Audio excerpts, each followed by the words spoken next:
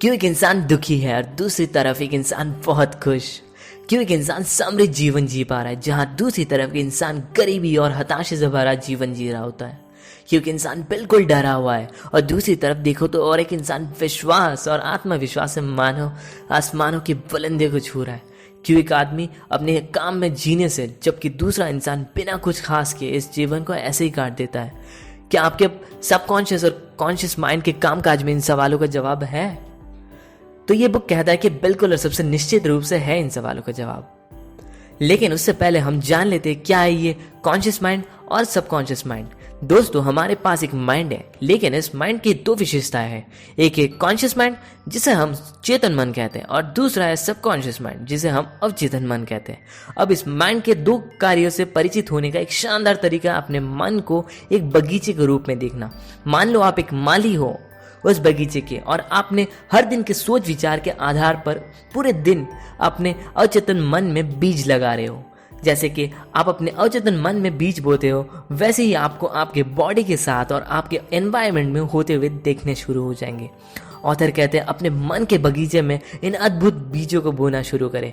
जैसे कि आप शांति, सही कार्य, अच्छी इच्छा, समृद्ध वाली विचारों को बोना शुरू करें और उनको जारी रखें आपकी सबकॉन्शियस माइंड में, तो आपको एक शानदार फसल प्राप्त होंगे। आखिर में शानदार फसल का मतलब आपके लाइफ में अच्छे रिजल्ट्स आपको देखने शुरू हो जाएंगे। तो दोस्तों, मैं आज आपको जोसेफ मर्फी की famous book the power of your subconscious mind से आपको वो सारी चीजें बताऊंगा जो आपको आपके भीतर की अनंत शक्तियों के साथ रूबरू करने का वैज्ञानिक तरीके सिखाएंगे, ताकि आप वास्तव में जीवन में जो चाहे वो प्राप्त कर सकें।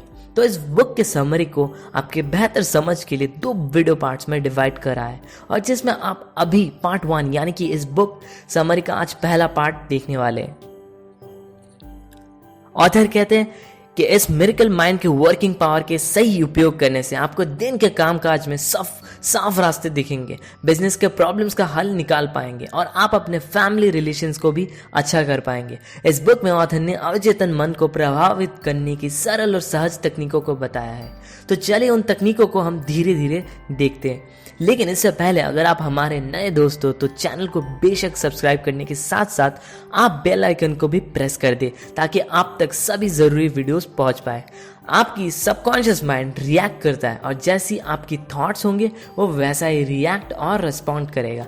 जब आपका चेतन मन भय और चिंता से भरा होता है तो आपके सबकॉन्शियस माइंड यानी कि अवचेतन मन में जो नेगेटिव इमोशंस होते हैं वो रिलीज होता है आपके कॉन्शियस माइंड में, जो कि है चेतन मन, और आप फिर चेतन मन को घबराहट और निराशा की भावनाओं से भर देता है ये सबकॉन्शियस माइंड। तो ऑथर कहते हैं जब भी ऐसा होता है तब आप एक एफर्मेशन के साथ यानी कि सकारात्मक रूप से और एक ऑथोरिटी के साथ आप अपने मन में बोल सकते हो, अभी शांत रहो, तुम मेरे कंट्रोल में हो और तुम मेरे कमांड को सुनोगे और उनको ही फॉलो करोगे। तो आपको एफर्मेशन को अपनी जिंदगी में यूज में लाकर एक बेहतर रिजल्ट्स को अचीव कर सकते हो। आपका अवचेतन मन आपके द्वारा दिए गए आदेशों को लेता है जो आपने चेतन मन से डिसीजन लिए होते हैं और फिर सत्य के रूप में आपके उन डिसीजन को मान लेता है। जब आप कहते हो कि मैं इस चीज को खरीद नहीं पाऊंगा, तब आपका अचेतन मन आपको आपके शब्द पर ले जाता है और ये दिखाता है कि आप जो चाहते हो उसे खरीदने की स्थिति में आप नहीं होंगे। आप जब तक ये कहने में लगे रहते हैं कि मैं उस कार को नहीं खरीद पाऊंगा, किसी देश की उस यात्रा नहीं कर पाऊंगा या फिर उस घर को नहीं खरीद सकता, तो आप निश्चित रहे कि आपका अचेतन मन आपके आदेशों का पालन करेगा और आप सभी कमी का अनुभव करते हुए अपने जीवन को गुजारेंगे। फिर कहा गया इस बुक में कैसे ऑटो सजेशन भय को दूर करता है।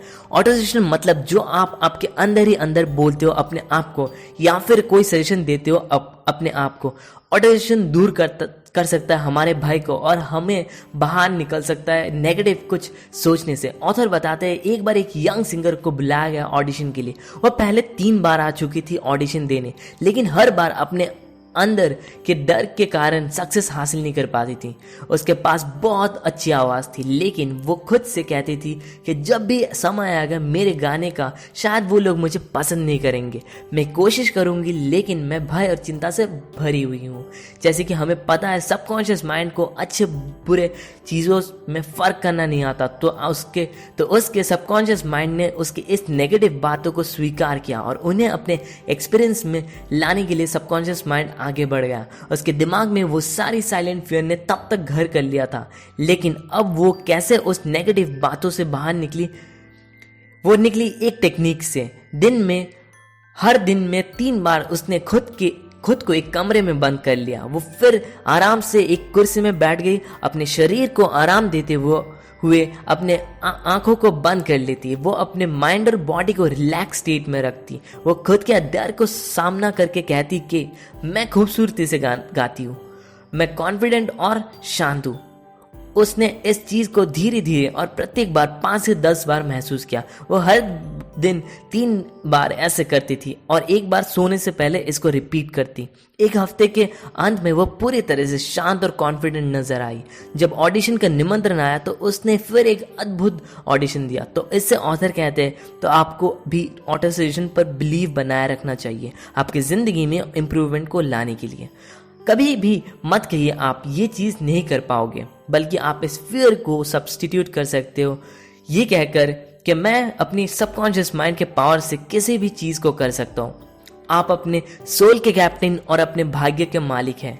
ऑथर कहते हैं कि याद रखें आपके पास चुनने की क्षमता है। एक अच्छा जीवन का चयन करें, प्यार का चयन करें, स्वास्थ्य चुने, खुशियों का चयन करें। ऑथर फिर power of imagination and blind belief के बारे में बताते हैं।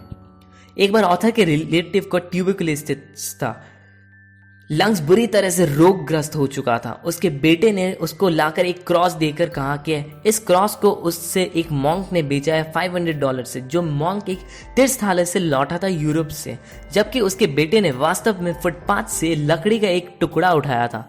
फिर ज्वेलर्स के दुकान जाकर उस लकड़ी को एक अंगूठे में सेट किया ताकि वो क्रॉस सचमुच में एक रियल जैसा दिखे। उसने अपने पिता से कहा कि इस अंगूठी के छूने से काफी लोग ठीक हो गए। और फिर क्या होना था, उसके फादर ने उससे वो क्रॉस छीनकर ले ली और उनके सीने से लगाकर साइलेंटली प्रे करते हुए सो गए।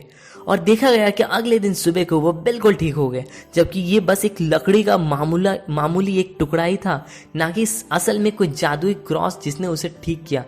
ऑथर कहते हैं ये उसके फादर की स्ट्रॉन्ग इमेजिनेशन और एक ब्लाइंड बिलीफ ही थी जिसके वजह से ऐसा हो पाया। तो इससे हमें ये भी पता चलता है कि हमारे इमेजिनेशन की कितनी पावर है और कभी कभी एक ब्लाइंड बिलीफ भी कितनी काम कर जाती है। नेक्स्ट इस बुक में द विजुअलाइजेशन टेक्निक।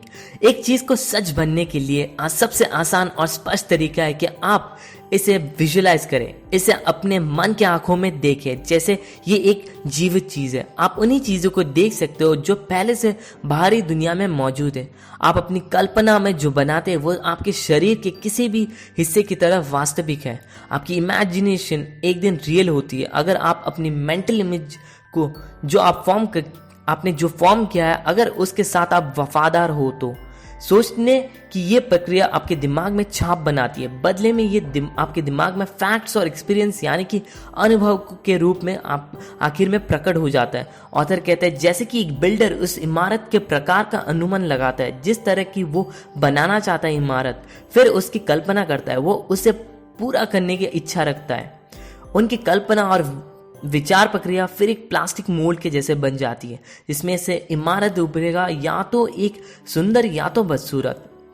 उसकी मानसिक कल्पना को प्रोजेक्ट किया जाता है क्योंकि ये कागज पर खींची जाती है। फिर आखिरकार बिल्डर के ठेकेदार उसके कार्यकर्ता आवश्यक सामग्री का इकट्ठा करते हैं और इमारत बनने का काम तब तक आगे बढ़ता है जब तक वो इमारत खड़ा ना हो जाए। और ये एक आर्किटेक्ट के मानसिक पैटर्न पर पूरी तरह से फिर निर्भर करता है। तो आप जैसे कि एक बिल्डर की इमारत को खड़ा कर देता है, तो आप भी अपने विजुअलाइजेशन टेक्निक की यूज करने पर काफी कुछ अपनी जिंदगी में हासिल कर पाओगे और सक्सेस की बड़ी से बड़ी इमारत को खड़ा कर पाओगे। जैसे कि हमने इस बुक की समरी को 2 वीडियो पार्ट्स में डिवाइड कर दिया है, तो अगला पार्ट बहुत ही जल्द आने वाला है इस बुक की समरी का। तो मैं इस बुक को हाईली रिकमेंड करता हूं, आप एक बार जरूर पढ़ें। आप नीचे दिए गए डिस्क्रिप्शन बॉक्स के लिंक से इस बुक को खरीद सकते हो। चलिए दोस्तों, मिलते हैं आपके साथ अगले वीडियो में। Till then, love you all, take care and thanks a lot for watching.